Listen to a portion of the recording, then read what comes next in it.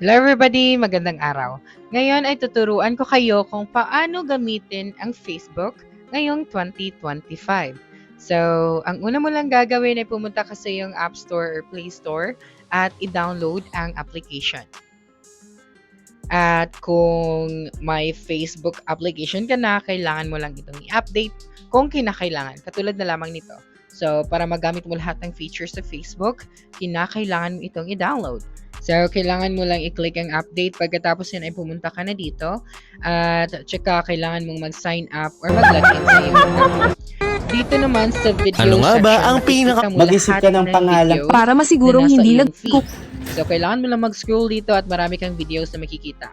Dito naman sa friend icon, makikita mo dito lahat ng iyong friend requests or lahat ng people na pwede mo makilala. So, kailangan mo lang i-click ang add friend option or i-remove sila kung ayaw mo sila makita dito.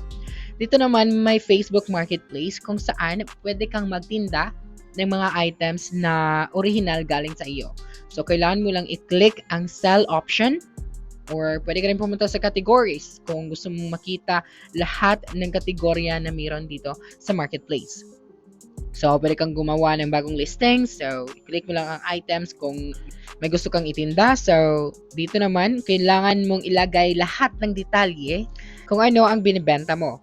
Katulad na lamang ng paglagay ng mga pictures at saka yung title, kung magkano ang iyong binibenta. Makikita mo rin dito lahat ng available na kategorya. So, kailangan mo lang i-select ang category na applicable sa tinitinda mo.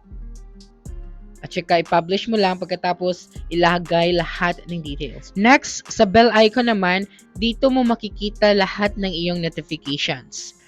At dito naman tayo sa ating profile.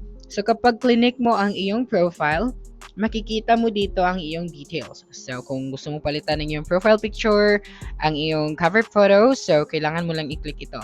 So, ngayong 2025, wala namang masyadong nagbago sa feature dito sa Facebook. May ilan lang or konti lamang. So, kailangan mo lang itong i-explore.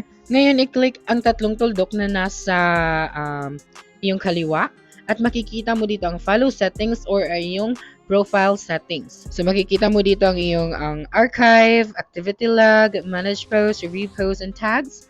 At kapag mag-scroll ka naman, makikita mo dito lahat ng iyong in-upload or lahat ng iyong shared posts. Yan, pumunta tayo sa settings and privacy. Dito makikita natin ang ating account center. So, i-click mo lamang ang account center. At kung gusto mong palitan ng iyong password and security, i-click mo lamang ito. At makikita mo rin dito ang iyong personal details, your information and permissions, your ad preferences, ang iyong mga subscription, at iba pa. Ngayon, kung gusto mo namang i-lock ang iyong profile sa Facebook, pumunta ka lang dito sa audience and visibility at makikita mo ang profile locking.